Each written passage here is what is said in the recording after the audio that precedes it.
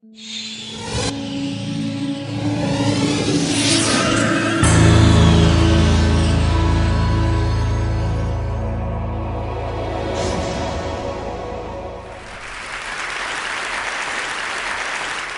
topic is on economic growth in China and India, and the question I want to explore with you is whether or not democracy has helped or has hindered economic growth. You may say this is not fair because I'm selecting two countries to make a case against democracy. Actually, exactly the opposite is what I'm going to do. I'm going to use these two countries to make an economic argument for democracy rather than against democracy. The first question there is why China has grown so much faster than India. Over the last 30 years, in terms of the GDP growth rates, China has grown as twice the rate of India. In the last 5 years, the two countries have begun to converge somewhat in economic growth, but over the last 30 years, China undoubtedly has done much better than India. One simple answer is China has Shanghai and India has Mumbai. Look at the skyline of Shanghai. This is the Pudong area. The picture on India is the Dharavi slum of Mumbai in India. The idea there is, behind these two pictures, is that the Chinese government can act above rule of law. It can plan for the long-run benefits of the country, and in the process, evict millions of people. That's just a small technical issue. Whereas in India, you cannot do that because you have to listen to the public. You are being constrained by the public opinions. Even Prime Minister Mohammed Singh agrees with that view. In an interview printed in Financial Press of India, he said that he wants to make Mumbai another Shanghai. This is an Oxford-trained economist steeped in humanistic values, and yet he agrees with the high-pressure tactics of Shanghai. So let me call it the Shanghai model of economic growth that emphasizes the following features for promoting economic development: infrastructures, airports, highways, bridges, things like that. And you need a strong government to do that because you cannot respect private property rights. You cannot be constrained by the public opinions. You need also state ownership, especially of land assets, in order to build and roll out infrastructures very quickly. The implication of that model is that democracy is a hindrance for economic growth rather than a facilitator of economic growth. Here's the key question. Just how important are infrastructures for economic growth? This is a key issue, right? If you believe that infrastructures are very important for economic growth, then you would argue a strong government is necessary to promote growth. If you believe that infrastructures are not as important as many people believe, then you will put less emphasis on strong government. So to illustrate that question, let me give you two countries. And for the sake of brevity, I'll call one country, country one, and the other country, country two. Country one has a systematic advantage over country two in infrastructures. Country one has more telephones, and country one has a longer system of railways. So if I were to ask you which is China and which is India, and which country has grown faster, if you believe in the infrastructure view, then you would say country one must be China. It must have done better in terms of economic growth, and country two possibly is India. Actually, the country that with more telephones is Soviet Union. And the data refer to 1989. After the country reported a very impressive statistics on telephones, the country collapsed. Right? That's not too good. The picture there is Khrushchev. I know that in 1989, he no longer ruled the Soviet Union, but that's the best picture that I can find. Right? Telephones, infrastructures do not guarantee you economic growth. Country two that has fewer telephones is China. Since 1989, the country has performed at a double-digit rate every year for the last 20 years. If you know nothing about China and Soviet Union, other than the fact about their telephones, you would have made a poor prediction about their economic growth in the next 2 decades. Country one that has a longer system of railways is actually India. And country two is China. This is a very little-known fact about the two countries. Yes, today China has a huge infrastructure advantage over India. But for many years, until the late 1990s, China had an infrastructure disadvantage vis-à-vis India. In developing countries, the most common mode of transportation is the railways. And the British built a lot of railways in India. India is a smaller of the two countries, and yet it has a longer system of the railways until the late 1990s. So clearly, infrastructure doesn't explain why China did better before the late 1990s as compared with India. In fact, if you look at the evidence worldwide, the evidence is more supportive of the view that the infrastructures are actually the result of economic growth. Economic growth, government accumulates more resources, and the government can invest in infrastructures, rather than infrastructures being a cause for economic growth. And this is clearly the story of the Chinese economic growth. Let me look at this question more directly. Is democracy bad for economic growth? And let's turn to two countries, country A and country B.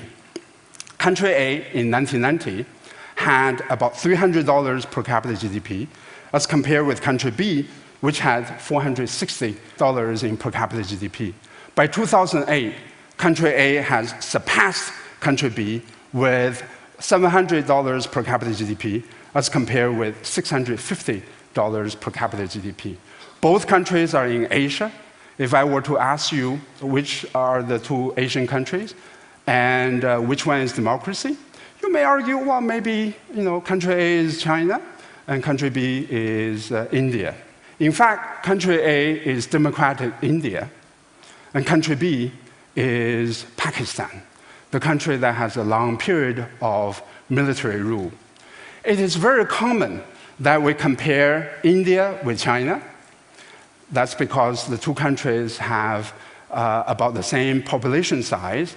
But the more natural comparison is actually between India and Pakistan. The two countries are geographically similar. They have a complicated but shared common history. By that comparison, democracy looks very, very good in terms of economic growth. So why do economists fall in love with authoritarian governments? One reason is East Asia model. In East Asia, we have had successful economic growth stories such as Korea, Taiwan, Hong Kong, and Singapore. Some of these economies were ruled by authoritarian governments in the 60s and 70s and 1980s. The problem with that view is like asking all the winners of lottery, have you won the lottery? And they all tell you, yes, we have won the lottery. And then you draw the conclusion, the odds of winning lottery are 100%. Right? The reason is you never go out and bother to ask the losers who also purchased lottery tickets and didn't end up with winning the prize. For each of these successful authoritarian governments in East Asia, there's a matched failure. Korea succeeded, North Korea didn't. Taiwan succeeded, China under Mao Zedong didn't. Burma didn't succeed, the Philippines didn't succeed. If you look at the statistical evidence worldwide, there's really no support for the idea that authoritarian governments hold a systematic edge over democracies in terms of economic growth. So the East Asian model has this massive selection bias. It is known as selecting on a dependent variable, something we always tell our students to avoid. So exactly why did China grow so much faster? I will take you to Cultural Revolution, when China went mad, and compare that country's performance with India under Indira Gandhi. The question there is, which country did better China or India? China was during the Cultural Revolution. It turns out even during the Cultural Revolution, China outperformed India in terms of GDP growth by average about 2.2% every year in terms of per capita GDP. So that's when China was mad. The whole country went mad. It must mean that the country had something so advantageous to itself in terms of economic growth to overcome the negative effects of the Cultural Revolution. The advantage the country had was human capital. Nothing else but human capital. This is the World Development Index indicator data in the early 1990s, and this is the earliest data that I can find. The adult literacy rate in China is 77% as compared with 48% in India. The contrast in literacy rate is especially sharp between Chinese women and Indian women. Okay? I haven't told you about the definition of literacy. In China, the definition of literacy is the ability to read and write 1,500 Chinese characters. In India, the definition of literacy, operating definition of literacy, is the ability, the grand ability, to write your own name in whatever language you happen to speak. The gap between the two countries in terms of literacy is much more substantial than the data here indicated. If you go to other sources of data, such as Human Development Index, that data series go back to the early 1970s, you see exactly the same contrast. China held a huge advantage in terms of human capital vis-à-vis India. Life expectancy, as early as 1965, China had a huge advantage in life expectancy. On average, as a Chinese in 1965, you lived 10 years more than an average Indian. So if you have a choice between being a Chinese and being an Indian, you will want to become a Chinese in order to live 10 years longer. If you make that decision in 1965, the downside of that is the next year we have Cultural Revolution. So you have to always think carefully about these decisions. If you cannot choose your nationality, then you will want to become an Indian man. Because as an Indian man, you have about 2 years of life expectancy advantage vis-à-vis Indian women. This is extremely strange fact. It is very rare among countries to have this kind of pattern. It shows the systematic discrimination and biases in the Indian society against women. The good news is by 2006, India has closed the gap between men and women in terms of life expectancy.